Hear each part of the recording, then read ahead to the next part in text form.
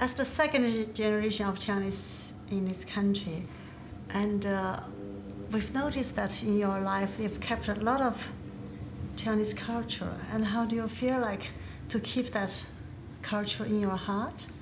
Well, because I think in a way I'm artistic, so I love Chinese things because they're all handmade. Even the simple things are beautiful. Made of wood or straw or anything is beautiful because so much care is put into the design and the way it's made, and it's just shows how good Chinese people are with their hands. Yes. And with the way they bring beautiful things into eventuality.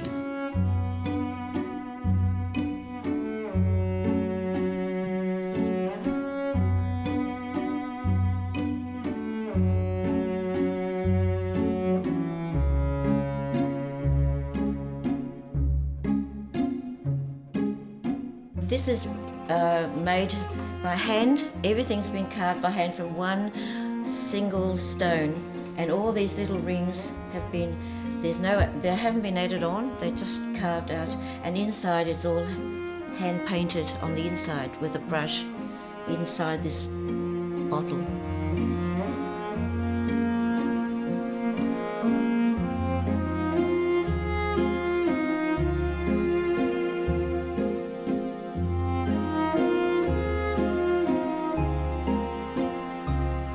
This is beautiful. This one I should show you. This is ivory. Beautiful calligraphy, and it's all done by hand, and all those beautiful horses. And it comes to pieces. So there's 3 pieces. 这是象牙雕刻的。See how 现在 beautiful? 澳大利亚已不允许再进入。Beautiful. Look at how elegant and fine. So fine. Maybe it's better goes in here. See how beautifully it's made? This one is beautiful. It's an incense, called an incense burner, but you don't burn incense, yeah. And this is wood. And this is actually, this here is made to look like bronze, but it's actually porcelain. Okay. Isn't that clever? Yes. 陶器，但是它做的像铜器一样。 Yeah. See, but it's actually porcelain. How old is this piece? That's old. That's quite old. Actually, I found that in Beijing. Oh, okay. And I was in the arts and crafts headquarters, the main office. Yeah. They had it in their showcase, and I said, "Oh, I love that." And they said, "Can I buy it?" I said, "Yes, very special."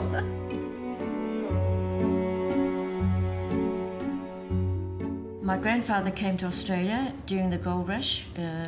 At that time, there were many Chinese leaving the country because times were bad and there was very little food to eat, and they were just poor peasants. And so many of them went to America for the gold rush, and a lot of them came to Australia, which was called, actually in San Francisco, it was called the Old Gold Mountain. And when they came to Australia, they called Australia the New Gold Mountain, and that was in Victoria. And my grandfather came as 18 years old. And later on in his life, he married my grandmother when he was middle-aged. My grandmother was only in her early 20s. And she came out from China all by herself to marry a man she'd never met, and was match made. She was very brave. So she was a very brave lady. By herself. She would have come with somebody from the village. But they did well. They had a business, good business in Little Bourke Street, and they were fruit merchants, wholesale fruit merchants. What was Bourke Street like in that time? Little Bourke Street. Yeah, Little Bourke Street. Just old buildings, little old buildings, and a lot of little grocery shops, and there were a few. There were a few Chinese living there, but there were no families. They were mostly single men because of the White Australia policy. The wives not allowed to come. That's right. So there were all these single men, lots of single men. Why did Chinese all choose that place? Well, it was near the city. Yes. It was right in the middle of the city. I don't know why they chose it. And then it was near the market. A lot of them were market gardeners. Some things are not planned, they just happen, especially in those days. And a lot of the shops, they actually were grocer shops, but they also wrote letters for the people who couldn't write. Oh, A lot of okay. people are not educated. The letter writers. Yeah, they would write letters for them. They would help them with translation for the English. You know, if they get into trouble, they need a translator or something like that.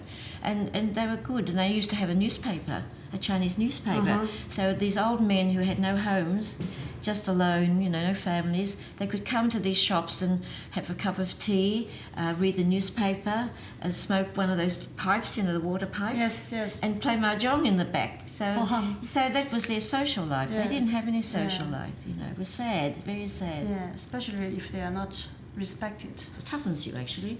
You can't. If you have an easy life, then you don't grow, do you? You have to have a bit of a tough life to become something. Yeah. Don't you think? Yes. And I think Chinese are used to having tough lives. Don't you think? They can cope. They cope quite well.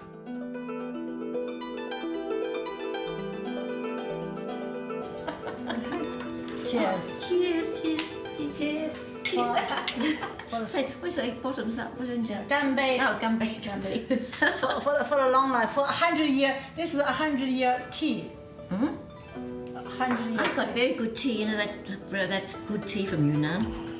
普洱茶对吧 She's nice. It's elegant. And this.